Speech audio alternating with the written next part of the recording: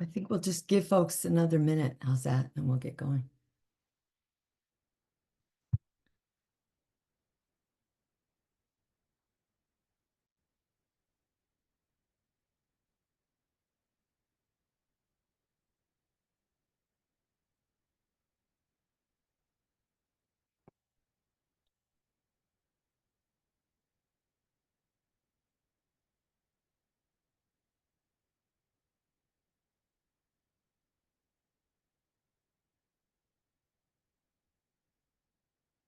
Well, good afternoon, everybody. Welcome. Welcome to the Public Health Legislative Training series. This is part 2, How a Bill Becomes a Law. Our series is co-hosted by the Minnesota Public Health Association, the Minnesota Rural Health Association, and the Minnesota Oral Health Coalition. My name is Nancy Frank Wilson.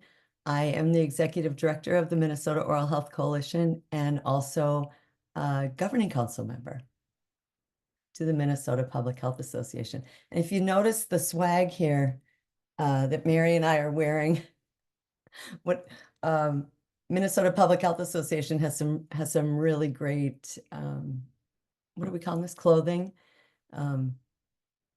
So Mary will put one of us will put the link if you want to buy some MPHA shirts or sweatshirts and wear them, especially with American Public Health Association conference coming to town in a couple weeks. So, all right, next slide. So just some Zoom meeting reminders. Please mute your microphone when not talking. You can be on camera or not. We are recording. If you feel comfortable, rename yourself to include your pronouns, and you can put questions and comments in the chat. Next slide. And as we do before every gathering, I'll read the MPHA Ancestral Land Statement.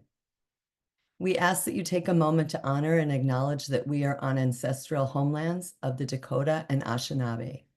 Indigenous people have a long-standing history and connection to the land since time immemorial, and are the original stewards of lands and waters.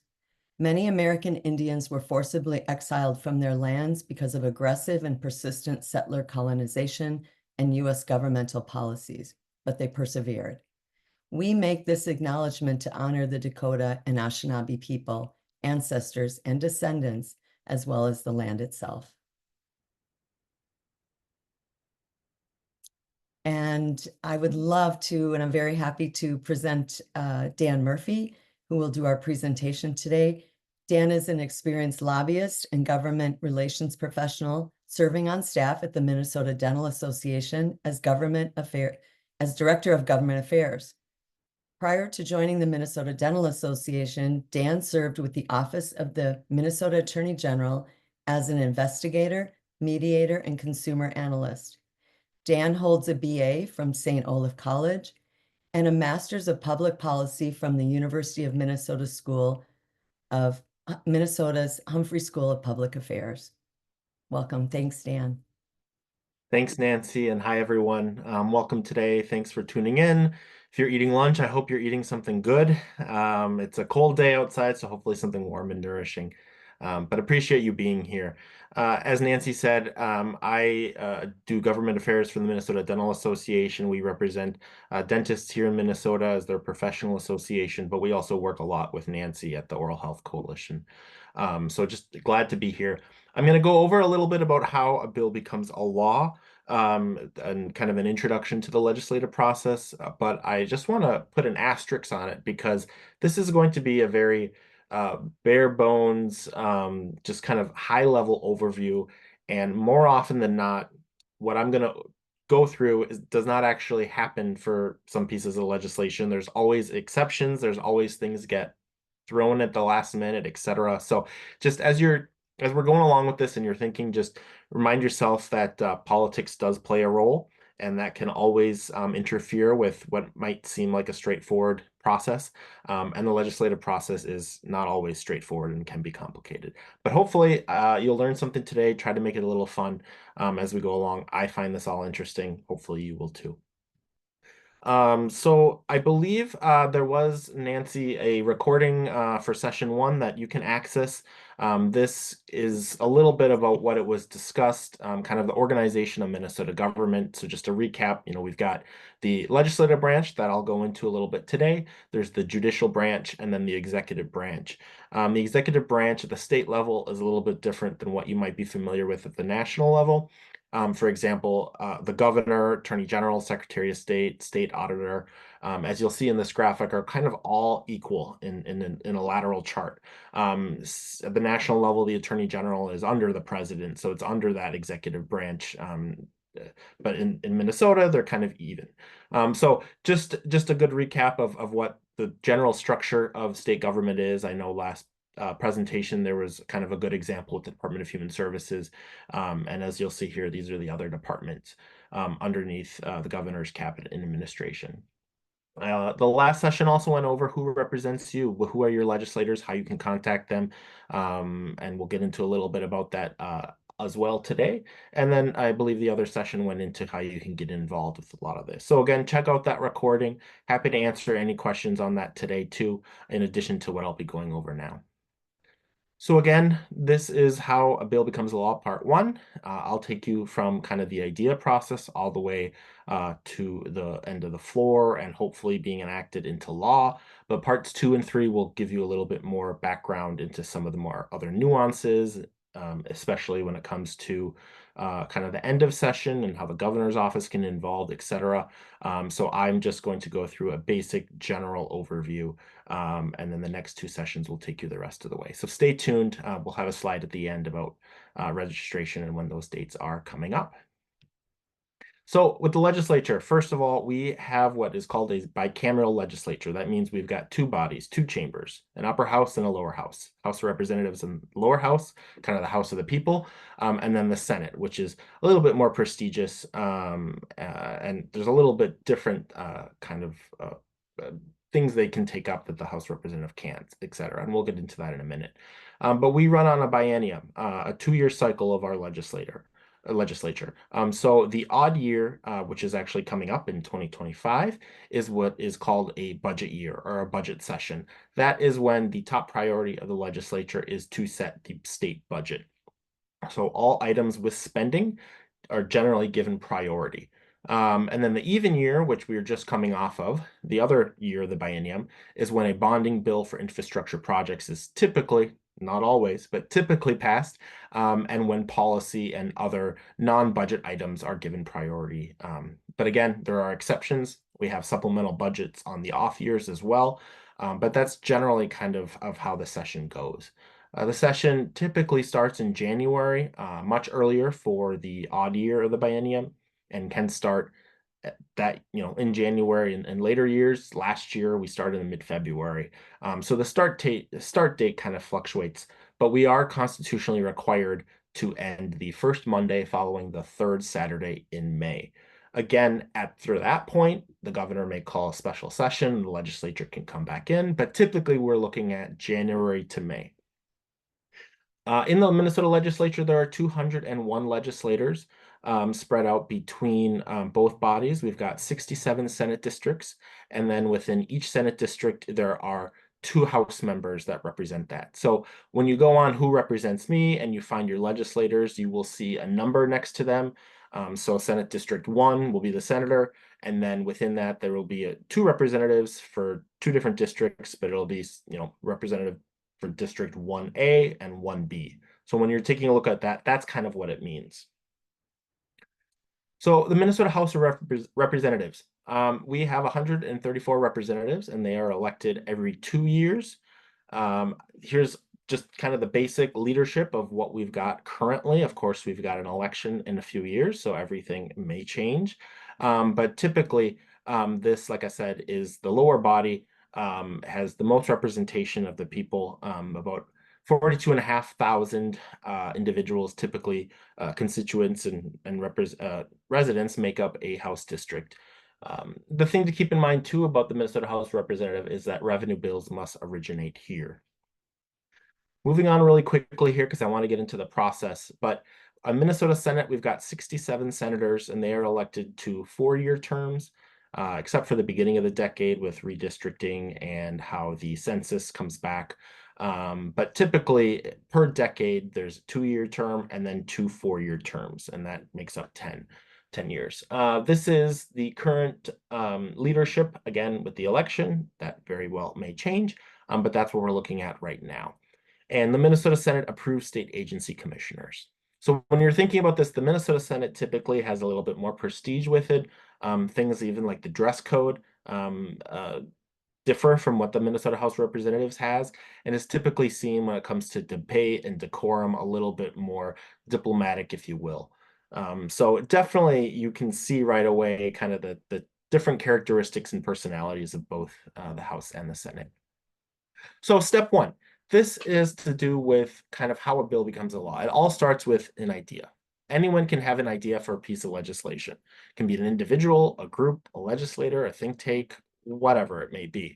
But you need to have an idea to bring forward. And typically that idea is trying to solve a problem. So going to basic kind of policy making and policy analysis 101, you're always talking about what is the problem that you're trying to solve. So the first thing to do is, okay, there is a problem out there. We need to introduce legislation, or legislation is necessary to make changes and improve the problem. You also want to talk about who is impacted by your piece of legislation or your problem. Who's going to oppose it? Is there money attached? Again, with the budget year, that may kind of determine the likelihood of success of your bill. You're always want to thinking about the unintended consequences. And then, of course, coming back to, does your piece of legislation, does your idea solve a problem? So once you've got that, then you need to take your idea to a legislator. Anyone can have an idea, but only a legislator can actually introduce the bill and go through the process. So you need to find an author, whether that is your state representative or your state senator, whether that is someone that you know has been a champion for that particular issue.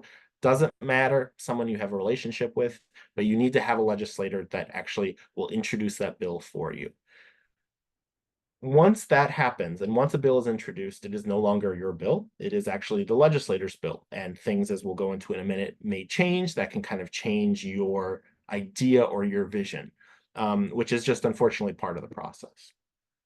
But once you have that idea, you bring to a legislator, come up with the language, come up with what the bill is actually going to say, and then the legislator typically will submit it to the revisor's office, which is the office that will basically put everything into legal form so that it kind of complies with the rest of Minnesota law. Once you get that back, the legislature will typically your author will sign it, whether it's your senator or house will sign it. You also have the opportunity to get up to other co-authors that may sign on and support this. In the house, you can have up to 35, 34 in addition to your main author. And the Senate, you can have up to 5 as well. And then the legislator will submit that bill for introduction. And that kind of starts the introduction and the entire process. But again, going back to, anyone can have an idea, but only a legislator can introduce the bill. So once you've got the language, it's in legal form, and it's ready to go, then you can go ahead and start. What will happen is that legislator will then introduce that bill. It'll get processed, it'll get assigned a number, and then it is given what's typically called the first of 3 readings on the floor of the House or the Senate. They used to actually read out the entire length of the bill on the House and Senate floor during session. They don't do that anymore, thankfully, and that was a long, long time ago. But they will give it its first reading, basically saying, okay, this bill is here. We're giving it its first reading. It's the first time that we're basically announcing it to the public and to the body. And then that bill will get assigned a committee, and we'll start the committee process. And I say let the fun begin because it is a lot of fun and frustration. Typically, more often than not, most bills get introduced and they die right there. They don't move on. They don't get a hearing, and they just get introduced, assigned to a committee, referred to a committee, and that's that. So it's very, very difficult to actually get a bill through the entire process. This image here is very basic. There's a lot of more nuances, and I'll show it again. And I know some of it will be talked about or discussed at a later session, but this is typically kind of how you proceed. And I'll move on now to the committee process. So once the bill is introduced, it is referred to a committee based on the particular topic or jurisdiction of that issue. So for most of us here, Health, Finance, and Policy Committee in the House and the Health and Human Services Policy in the Senate will most likely be the committee with the jurisdiction for whatever type of issue you are trying to solve. But as you can see, there are a wide variety of committees and topics. Each legislative biennium, the makeup, who's in power, which party has control, etc., will change these. So these committees aren't just they're not they're not they're fluid. So they will change every few years. But typically they are organized a lot in these same categories, education, agriculture, health, human services, transportation, etc. Each committee has a chair and a vice chair, and then a ranking minority leader for the party that is not in power. And then, of course, there are other members of the body that sit on that committee. The chair, however, is really crucial. They're the gatekeeper of what bill gets heard, what bill kind of gets on the agenda, and what could kind of move forward. So even though you've got a great idea, it gets introduced, it gets referred to a committee, you have to get a hearing in order for that bill to progress. And getting a hearing half the time is the main battle, trying to convince the chair to hear your bill. And also keep in mind that there may be several other committees that your bill needs to progress through. So even though it was referred to Health, Human Services, you get a hearing, you may have to get a hearing in another committee, sometimes up to 3, 4, 5, just depends on what the issue is. So once you get a hearing, if you get a hearing in a particular committee, the bill author, the legislator will introduce that bill, will introduce the topic. There will be testimony.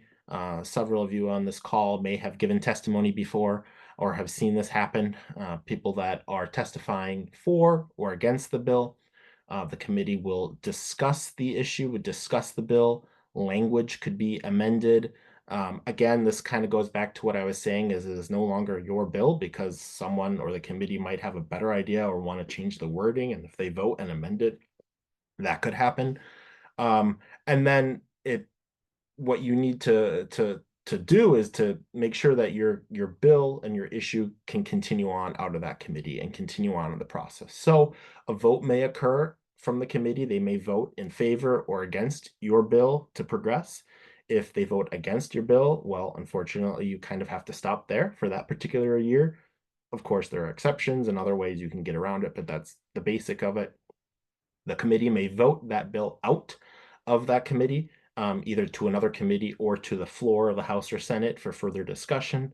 That bill may be laid over, or basically set aside for any inclusion in an omnibus bill later on that session. And an omnibus bill, I think the next session is going to go into a little bit further, so I won't bog you down with the details, but it's basically a large bill with many other smaller bills contained. So even if you get a bill hearing, it looks like it's going to be successful in getting out of that committee.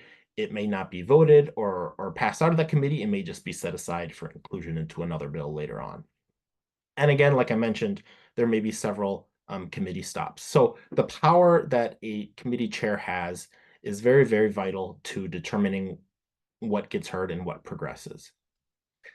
Now, there are also deadlines for committees to hear certain bills. The House and Senate leadership typically every year kind of come up with these committees, typically 3. The first committee is generally when the first deadline is when a committee must act favorably on a bill.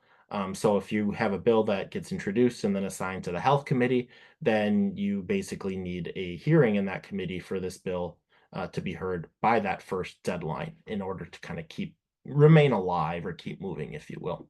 Of course, exceptions always. But there's also the second deadline, which is for the other chamber, the other body, to take action on companion bills or other bills that were successful and the other body to be heard. And then the third deadline, as you'll see here, is regarding major appropriation and finance bills. So these deadlines are just put into place to basically keep the process moving, and make sure that the legislature adjourns and does its work by the constitutionally required adjournment date in May. Of course, again, there are always exceptions to rules, which happens all the time if you don't meet deadlines, but then your bill or your item gets um, waived that deadline or gets added on in language to another deadline, another bill later on. It really depends. So again, these are kind of the basic structure of the committee process and the deadlines, but there's always exceptions, and things more often than not don't go the way you think it would go. So once your bill then goes through the committee process, say it's successful, it goes through the health committee. You don't have any other hearings that you need to get through other committees. It just has to go through health. Great, they passed it, then they send it off. And then what happens is it basically needs to get a second and third reading on the floor. So after it goes through the committee process, it'll be sent back to the main floor session of the House or the Senate. They will give that bill a second reading, and it will be placed on either the General Register and Senate General Orders. And again, I think a future session will kind of go into those details, but it's basically like a waiting room. So your bill made it through the committee process. Now it's just kind of sitting there and waiting for a multitude of things to happen. But what typically happens is that the bill will then could be scheduled for a debate. It could be amended. It could be re-referred to back to another committee to go through another committee process. It could be given, it could be debated, discussed, given a third reading, and voted. There's a lot of different scenarios that could happen.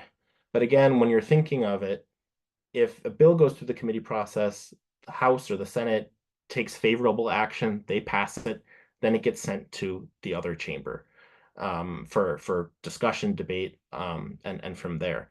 Again, things sometimes can be traveling concurrently through the House and the Senate.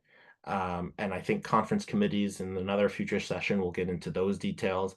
But that's there's a lot of nuances and always exceptions. But typically, once it goes to the House, goes through, gets sent over to the Senate. If that's successful, then it could go to the governor for signature, and then into law.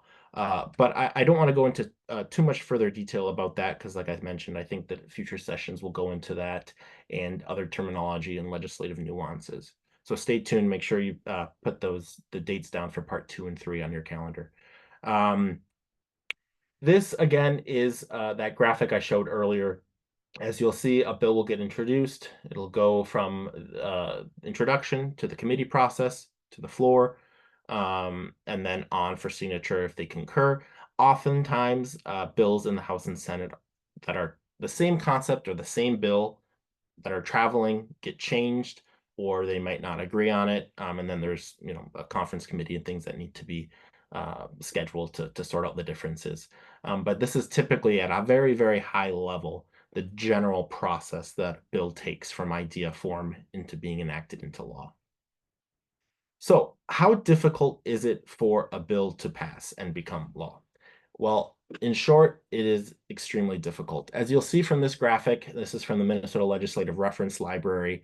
In just the last session, the last biennium, if you will, so 2024 and 2023, there are over 10,000 bills that were introduced. A lot of these numbers from the House introductions to the Senate introductions are duplicates of the same bill. So keep that in mind. Um, and also, when you actually look at 52 or 74 bills that actually were passed into law for both years, a lot of the times one bill actually has maybe 100 or so other bills contained within it. But I think this graphic, regardless of that, shows just how many bills were introduced and just how difficult it is to make the entire process and then actually enact it into law.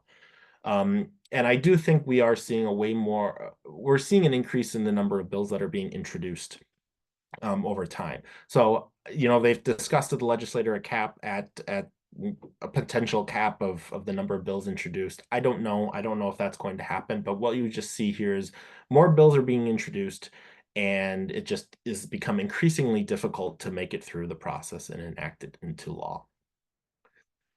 Also want to mention that the Minnesota State Legislative website has a lot of really good resources. Down here at the bottom right, there's frequently asked questions that really kind of takes you through a lot of what I just went through. Of how does a bill become a law? What are the deadlines? What does the session mean? What is the legislative calendar like, etc. And then further down below, you'll see civic engagement. There's some really good publications there as well about how you can get involved and get familiar with this process. Of course, there's calendars here that you can take a look at what bill is going to be discussed during that day. You can look up a particular bill and actually read the language, figure out who the authors are. You can go and see who your senators are, who your representatives are. Who represents me, I think, was reviewed last session, and a lot of other great resources. So I just encourage you to go check that out because you can kind of learn a lot just by kind of just taking a look at it and seeing what's on there. But what I want to kind of leave you with is that even though you have a great idea and it goes through all of these steps, it goes through the committee process, it doesn't actually mean that you're going to get your bill and issue enacted into law. A lot of times, more often than not, things show up the day or the 2 days before a session ends, either included or not included into a bill. I've had experiences where some of my bills have just all of a sudden with a day to go to session, I found out that they're just not going to be included because of behind closed door negotiations. Always remember politics plays a role. You never really know, even if you have a really, really kind of good sense that your bill made it through the entire session, entire committee process, voted favorably. A lot of the times, things can happen. The governor could veto your bill, etc. So there's a lot of different exceptions. The legislative process is not linear. I think it's a really good, accurate word to use. It's a process. Things could take several years. Um, there are all kinds of different dynamics that you wouldn't anticipate or expect that kind of come into play. But from the basic standpoint of getting an issue, what you want to introduce as your bill to solve the problem to the very end, this is kind of the basic process. But there's, again, always exceptions and rules that don't always go into your favor. But that's how it should play out more often than not. And I think just in terms of looking at where we're at in terms of time, I think I've kind of hit kind of the end of what I wanted to cover today. But I'm happy to go answer any other questions folks may have. I'm happy to throw this back to Nancy and Mary as well. Wonderful. But I'll stop there. Thanks, everyone.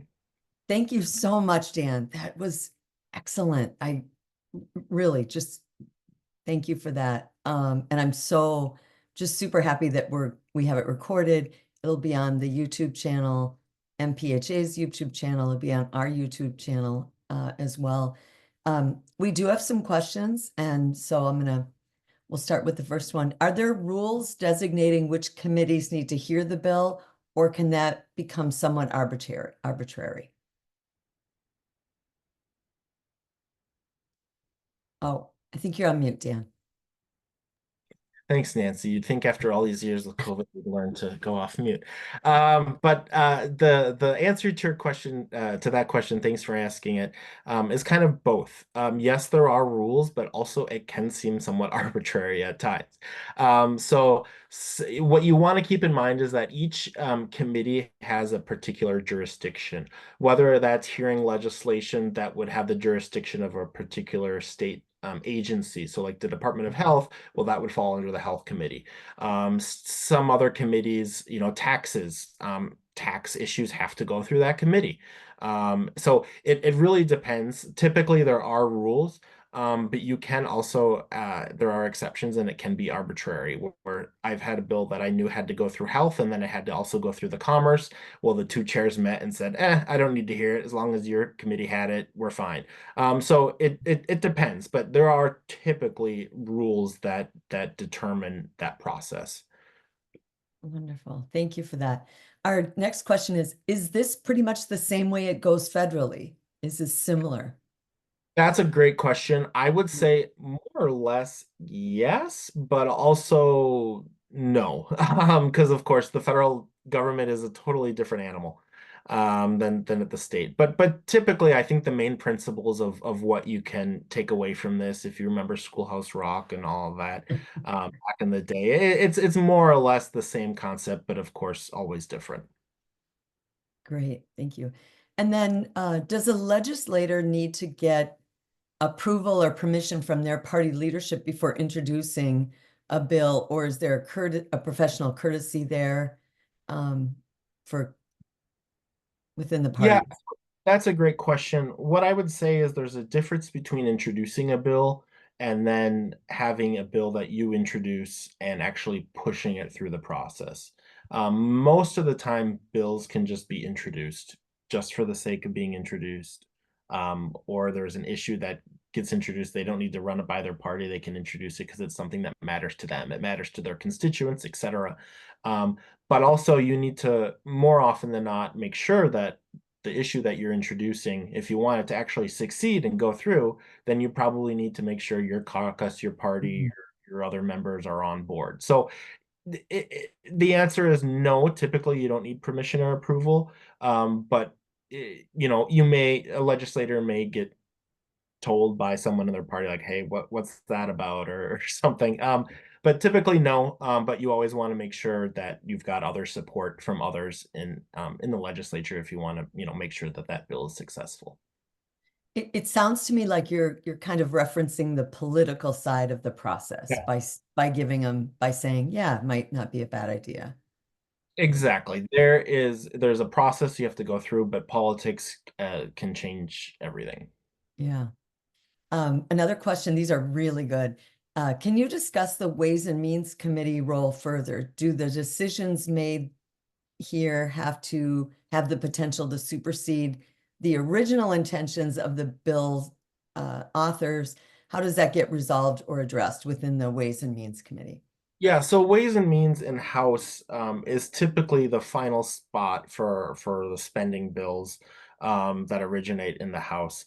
And with Ways and Means and all the other committees, like I said, they all kind of have their own jurisdiction. So your bill may go through the Ways and Means Committee or to another committee. And typically that committee can only really make changes to whatever is contained in that bill within that committee's jurisdiction. So with Ways and Means, more of the finance. Again, that doesn't always happen, and things just because that committee wants to do something that can happen. So that's more the political side or up to the will of that member or that committee. But typically, it must fall within whatever jurisdiction is within that committee. But again, it doesn't always happen that way. Wonderful. Thank you for that. Are bills usually brought forward by groups of people like associations? If an individual has an idea for a bill, are they less likely to get an author for it than they were if they were part of a group or an association? No, not at all. Not necessarily. Anyone can have an idea.